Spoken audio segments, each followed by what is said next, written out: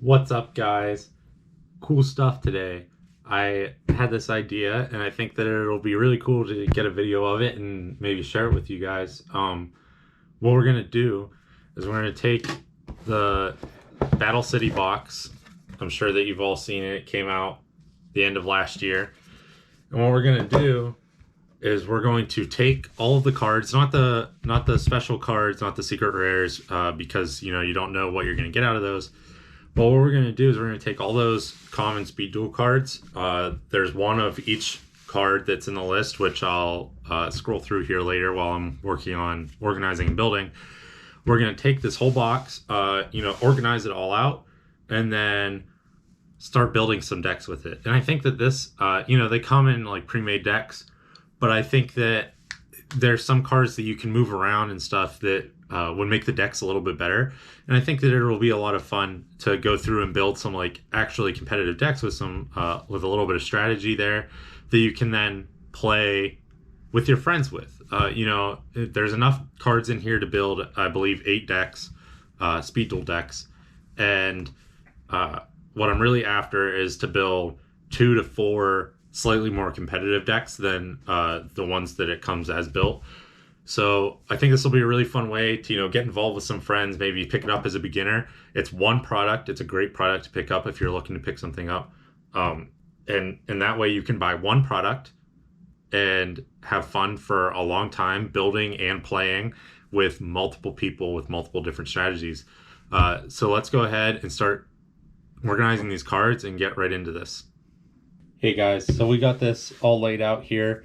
All I've done so far is I've just broken them up into monsters, spells, traps, and the skill cards, which are specific for speed dueling.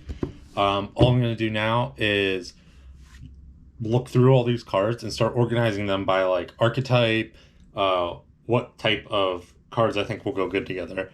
So I'm sure that I'll speed right through this section in the video, but I just wanted to show you guys some of what I'm going through right now.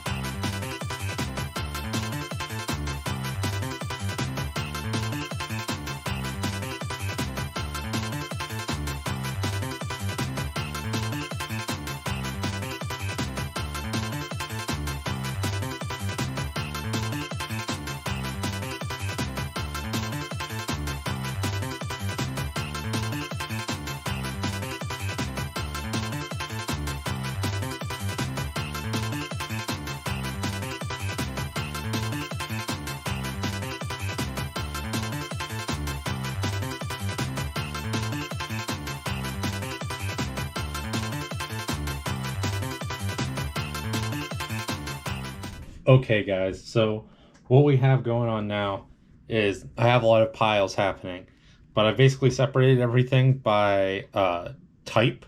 So we have fairies, this is just a little Jinzo pile. We have fusion.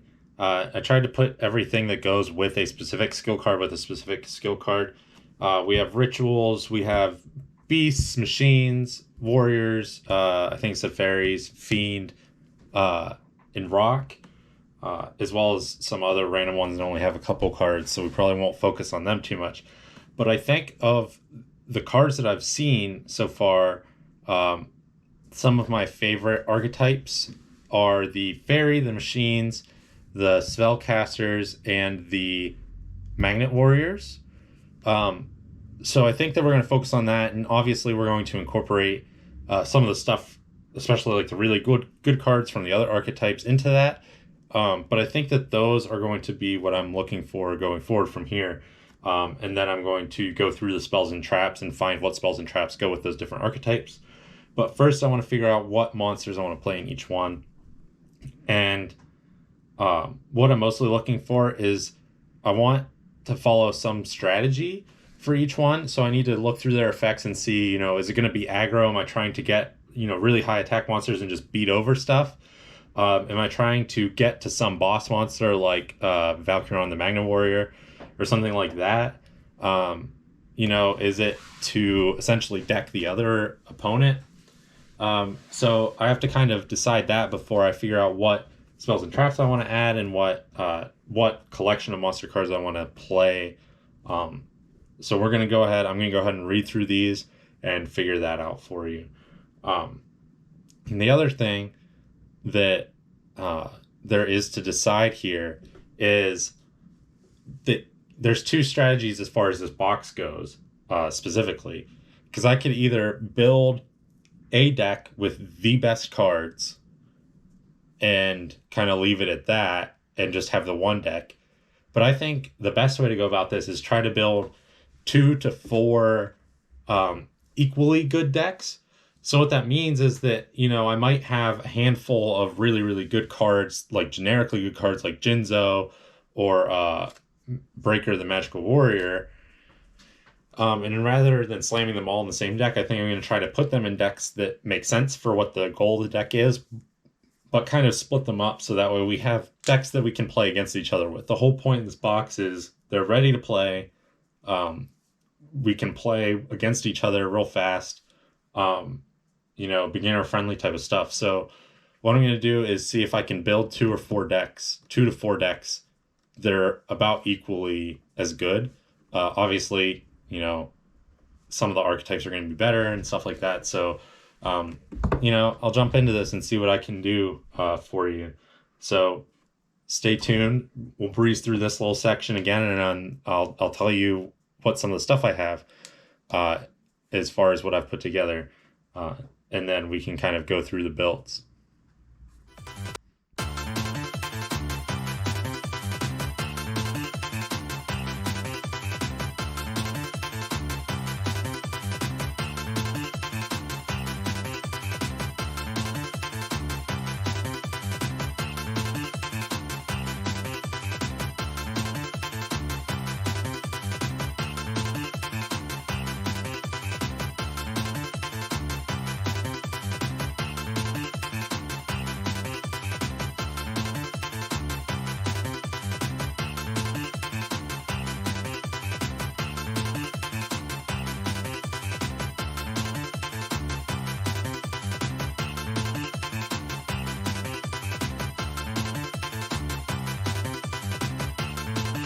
2,000 years later.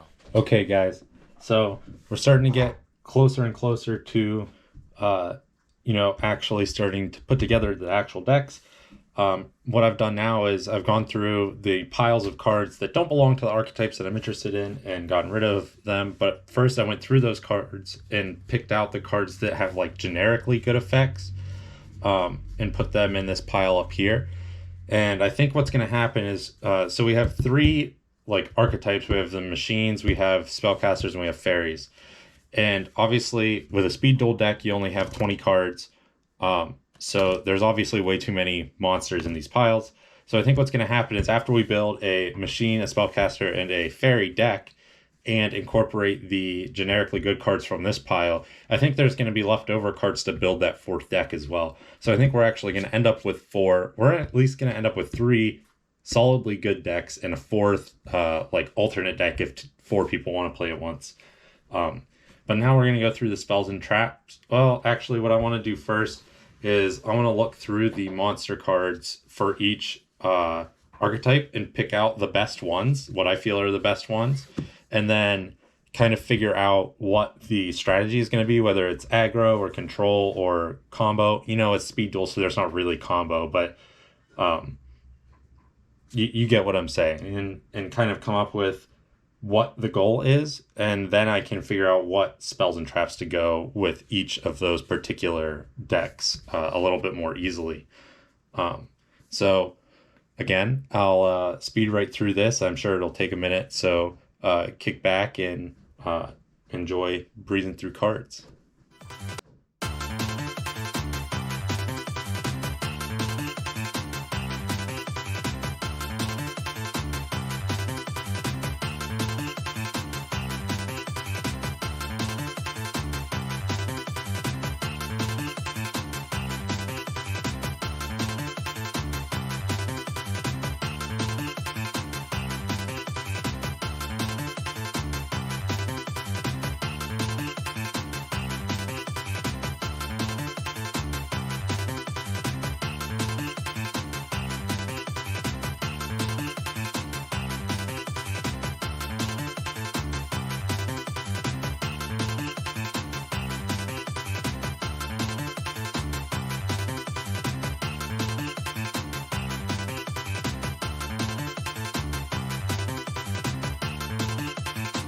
One eternity later.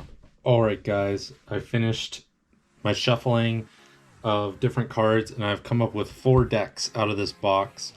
We'll just quickly go through each one. I'm not gonna do like card by card. Maybe keep an eye out on the Instagram page. I might post these deck lists there for a post just for funsies. But we'll go through. The first deck I built was a fairies deck. It's actually my favorite. I used the Digging for Gold and Rise of the Fallen for the skill cards. This will give you access to your fairy monsters, as well as the Digging for Gold will also help with the it goes along with the mechanic that I'm going for, which is banishing cards from the graveyard. I like this deck a lot because Air Knight Parshath can attack your opponent's monsters directly. Or, sorry, inflicts piercing damage is what I meant to say. So the real goal here is to, utilize your cards. It's kind of like a control deck. And I included Madora, Bazoo the Soul Eater, Kaiku the Ghost Destroyer, Mahavilo, Bones Alone, Skelengel, Banisher of the Light, Banisher of the Radiance, Dimensional Alchemist, Hammershot. I guess it would probably be better if I went this way, huh? Cosmic Cyclone, Hidden Armory, Valhalla, Hall of the Fallen, Cestus of Dagla, Salter's Sword of Poison, Mask of the Brutality, United We Stand, Unbreakable Spirit, and Rope of Life. And the idea here is to get out Air Knight Parshath and attach, different equip spells to him to get his attack high enough to get over your opponent's monsters, even if they're in defense, and take out their life points that way. The other cards in here, especially cards like Banisher of the Radiance and Banisher of the Light, are intended to help control your opponent's field by not letting them get cards back from the graveyard. And along with that, I play Dimensional Alchemist, and what that will help you do is get cards back that have been banished. Along with that, Cosmic Cyclone and Hammershot and cards like that are just generic removal type cards. But overall, I really like the Fairies deck. Obviously, with just one of each card, it's hard to build a super consistent build, but I think that this deck is pretty good. We have some generic monsters in there too, like Bazoo the Soul Eater, Kaiko the Ghost Destroyer, Mahavilo, that can help you get along in the control game. And with the power of Mahavilo, with the 500 extra attack for each equip card to it, if you stack up some of these equip cards that I have in here, you could get Mahavilo up to pretty high attack as well. Bones Alone is pretty good because what you can do is you can special summon it.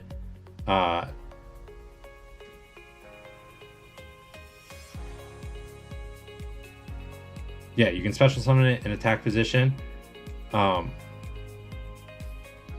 And if another monster is summoned to your field while you control it, then you have to destroy the card. So what's really good about it is if you have a card out, it doesn't say that you can't. It says that it cannot be normal or special summoned if you control a monster. You can special summon this card from your hand in attack position. If another monster is summoned to your field while you control this monster, destroy this card. But it doesn't say that you have to have no monsters on the field to do it. So what you do is, if you have a normal summon monster from the last turn, you can special summon this, and then go into some other cards. Or say you draw Bones Alone and Air Knight Parshath, you can go special summon Bones Alone, tribute straight into Air Knight Parshath. So it's a nice little combo-y type card, just to have on there. But do remember that if you special summon it and then summon another card, it's going to go away. But that's the strategy that I have for that deck. It's just control your opponent's graveyard and your opponent's field, and then try to get in for damage with Air Knight Parshath. The next deck is it's focused on fusion. It's with Dark Paladin.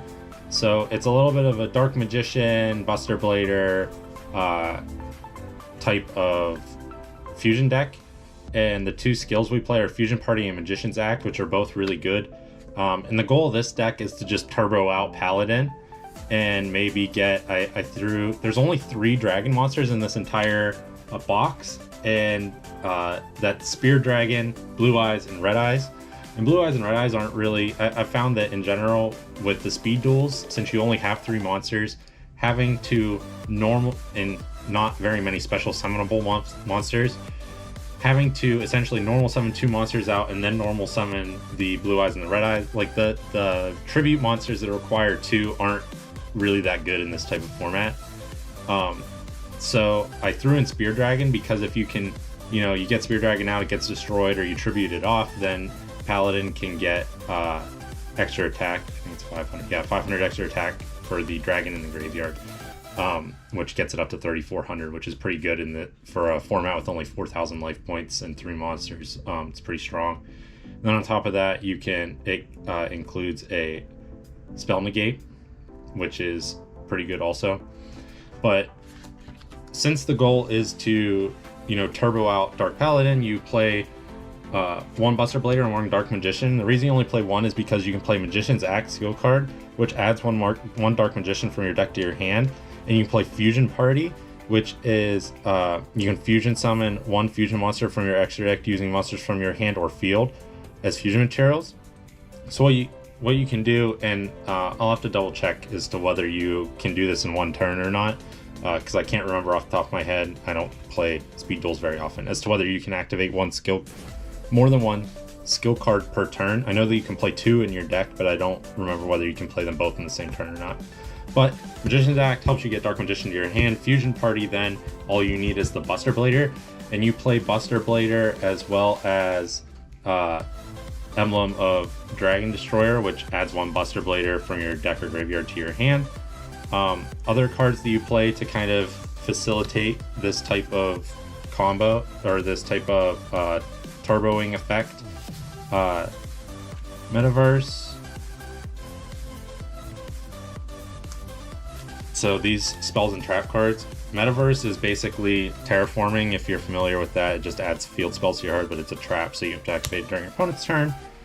The other cards include Dark Magic Curtain, and all this does is you pay half your life points, and you can special summon Dark Magician from your deck.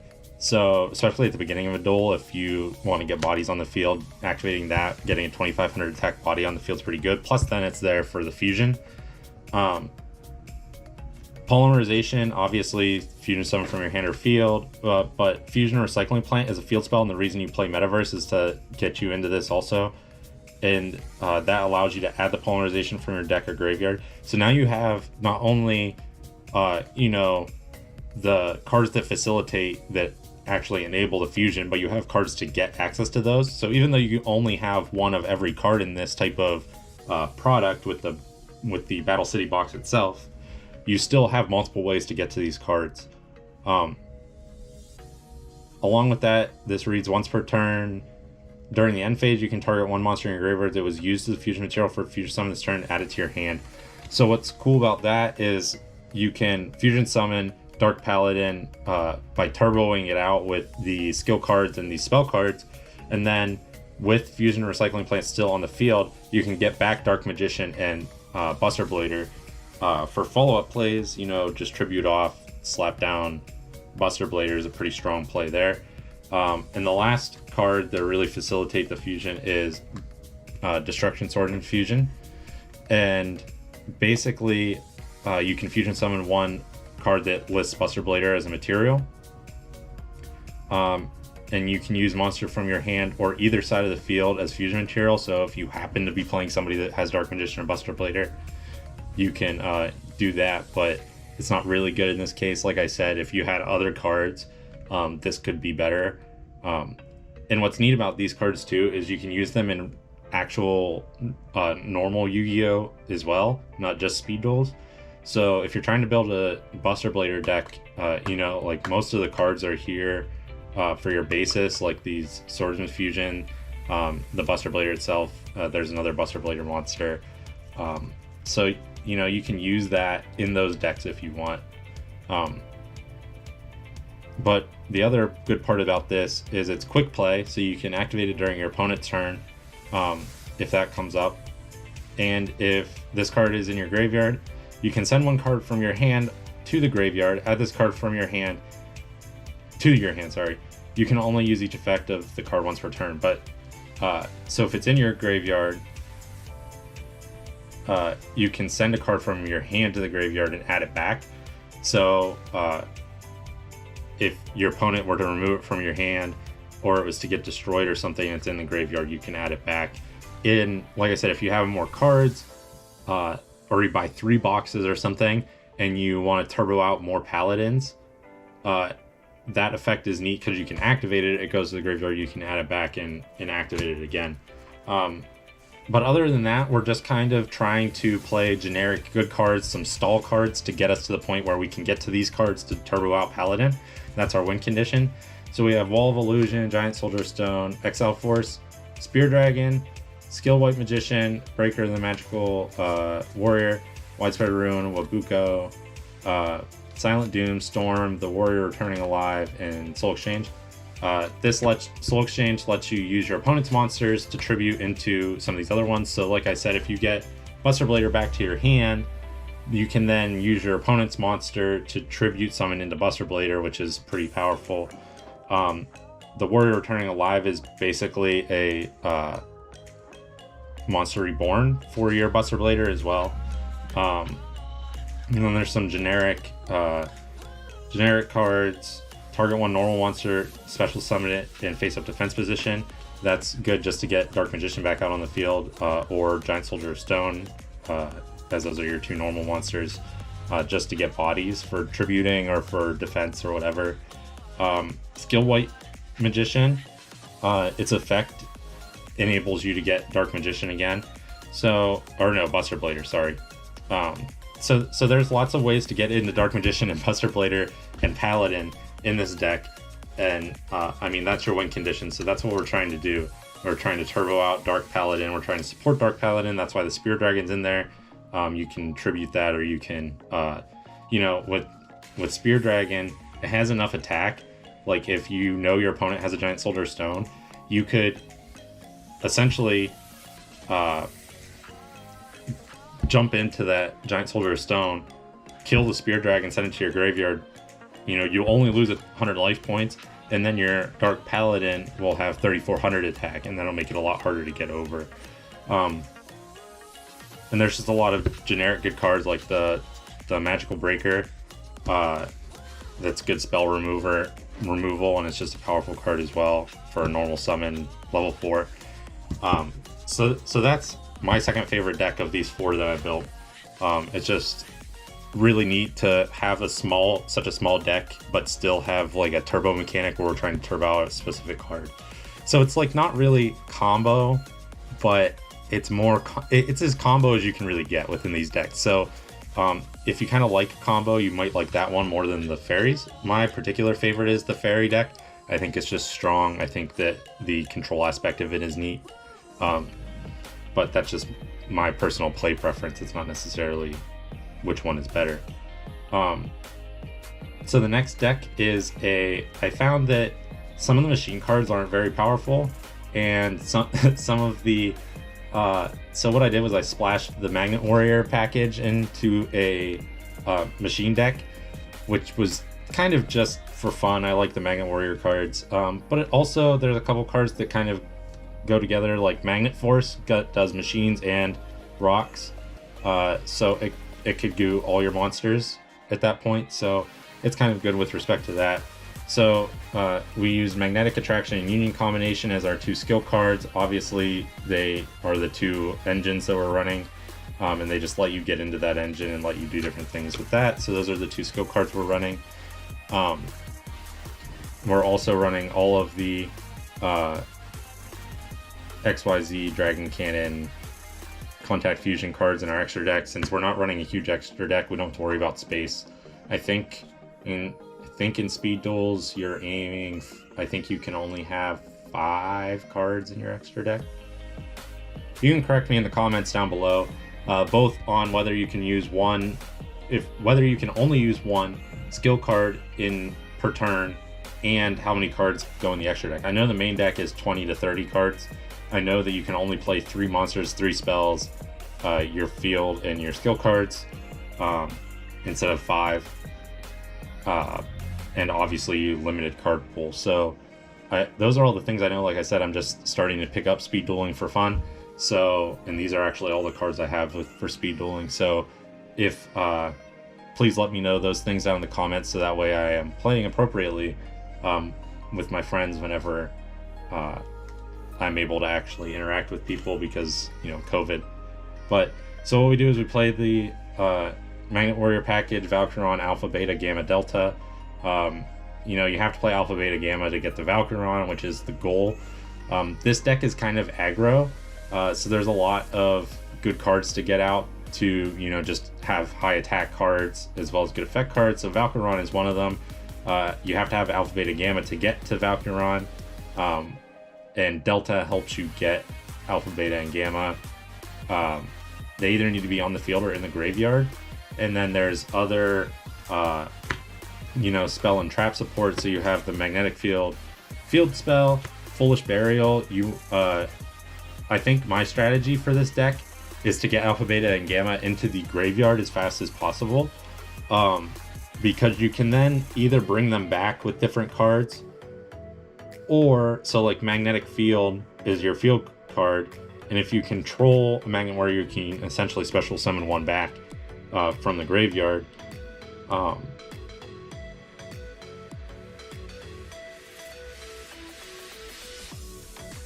It has other effects too, but so you use Foolish Burial to get cards into the graveyard. You can either bring them back to the field, or then you can go into something like Magnet Conversion, and you can target 3 level 4 lower Magnet Warriors in your graveyard and add them to your hand.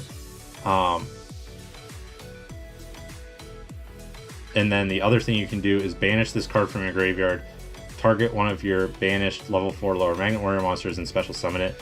So, you know, there's just ways to get cards in and out of the graveyard for that. But since you can target up to 3 level 4 lower Magnet Warrior monsters, what that means is if you can get all 3 in the graveyard and then get to that trap, you can add all 3 back to your hand and then go into Valkyron out of your hand. Because you contribute those monsters from your hand or from your field. So that's just part of that strategy. I feel like getting to the graveyard so that way you can get them back to your hand, or somehow keeping them on, like tributing them from the field is all fine and good, but it's going to be really hard to get Alpha, Beta, and Gamma, especially when you only have 3 monster slots on the field, to get all 3 of them out there with no real protection, and then tribute them off is going to be hard. So I think it's easier to use them to get into other cards and then bring them back into the hand and then jump into Valkyron. And then I talked about Magnet Force also. So in the other package we have in here is the Machine Union package, which if you don't know about contact summoning, please look it up. The downside to contact summoning is it has to be from the field. It can't be from your hand like the other one could be. So you have to get X, Y, and Z on your field. They're a little bit stronger than the Magnet Warriors, so that's a little bit more feasible. Plus, they are Union card. Well, Y and Z are Union cards, and what that means is that you can attach them as essentially equip spells to monsters that you have on the field, and then special summon them from there, which allows you can like essentially get multiple of them out on the field in one turn. The other thing that you can do is, since you only need 2 to make some of these other, obviously the big boy needs all 3, but the other ones only need 2. So you can always, if you don't draw into 3 or you can't get all 3 out on the board, you can always go into just 2. And then I just have the 2 Machina cards that come in the box, the Gear Frame and the Peacekeeper, because they help you get into the other ones. They're kind of like searchers.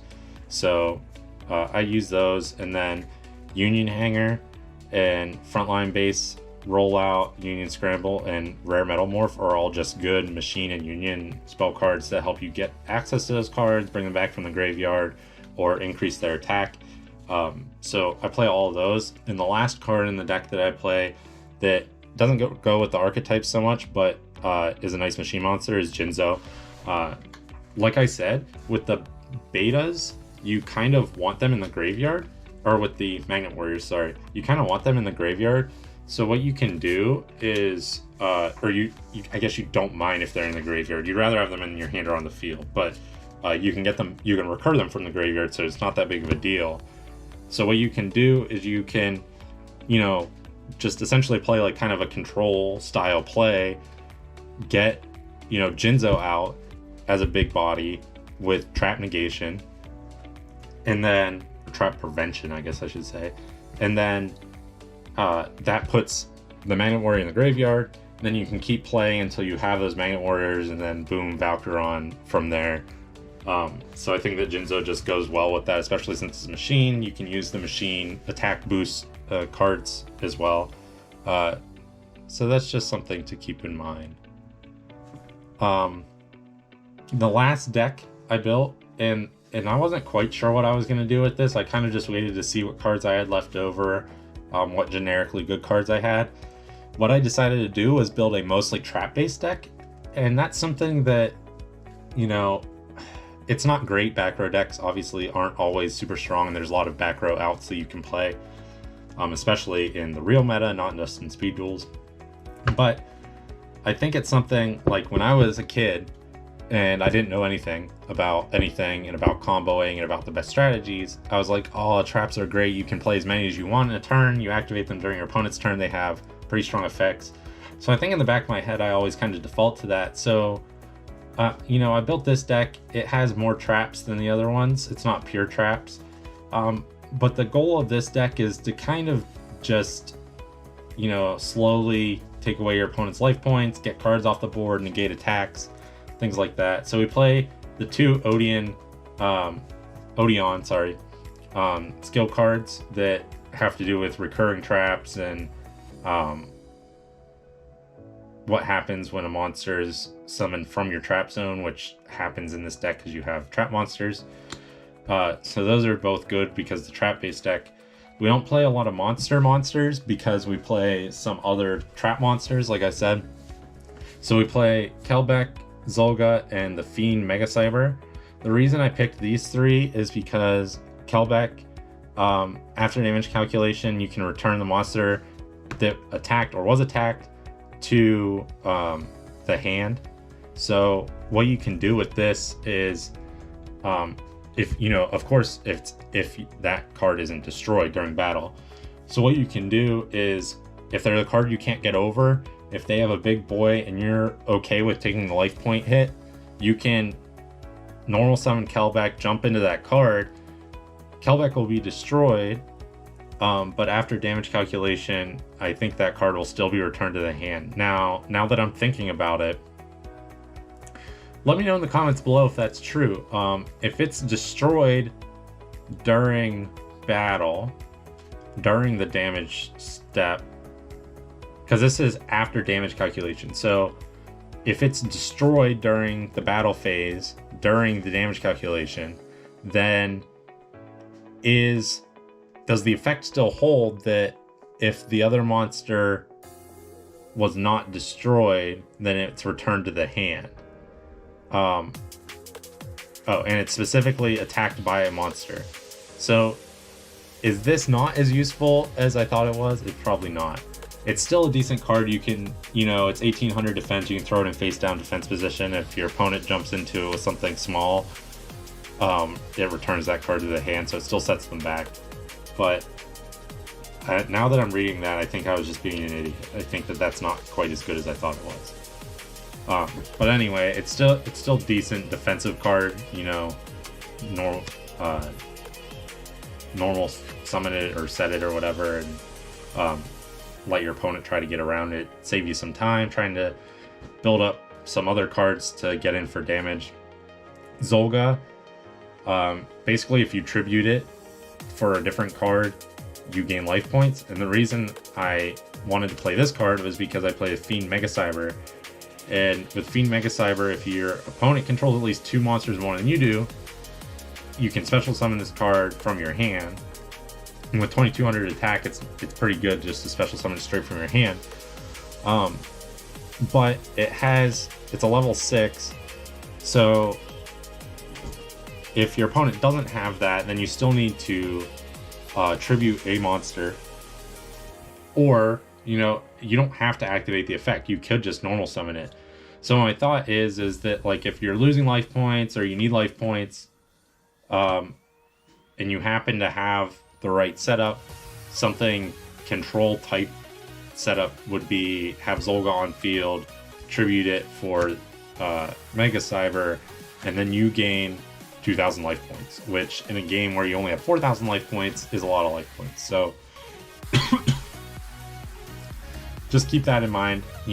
Like I said, this is kind of like the leftover cards after I used a lot of the good ones in these decks.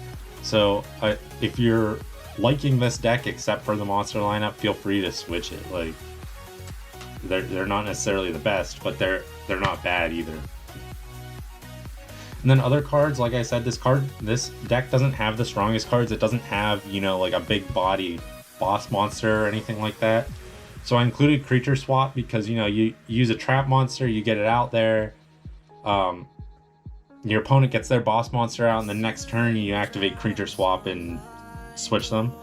I would think that would feel pretty good. Obviously, it's your opponent's choice, so if they have multiple monsters, it's kind of like, but if they spend all their resources getting their boss monster out and can't stop this spell card, then that would be pretty nice. Some generic equip spells and spell removal. And I kind of like this combo, Book of Moon and Acid Trap Hole. The idea just being that Acid Trap Hole, you target one face down defense position monster on the field, flip it face up, and then destroy it if its defense is 2,000 or less. So what you can do is you can target a monster that has 2,000 or less defense, even if it's an attack, Book of Moon it, and then Acid Trap Hole it and destroy it. And even by itself, both of these cards is good. So like the combo is pretty good because you can destroy things, essentially whatever you want. But on their own, they still serve a purpose. So I like having those. Fairy Wind is pretty good, generic spell and trap removal. And you both lose life points, but something that I was thinking about is, since you're playing a trap-based deck, something you could do is essentially, play as many. Obviously, you can only play 3 in speed duels, which limits its life points damage. But you can essentially treat it like a burn type of card and purposefully use cards that you don't think you're going to play, like equip spells or something like that. Lay them down and then wipe your opponent's it's face up spells and traps on the field as possible, isn't it? Alright, so it's really good for face up spells and traps like equip cards. So if they play those, then that's good. But I forgot that it was face up spells and traps. So again, like I said, it's kind of leftover cards that I think are decent. So if you want to replace that with something else, you can. If you want to splash Book of Moon into one of these other decks to make them even stronger, you can do that too. Other cards, more generic like battle or attack negates and weakenings. I threw in the counter trap to stop a spell negation or make them discard a card. I think that's pretty strong.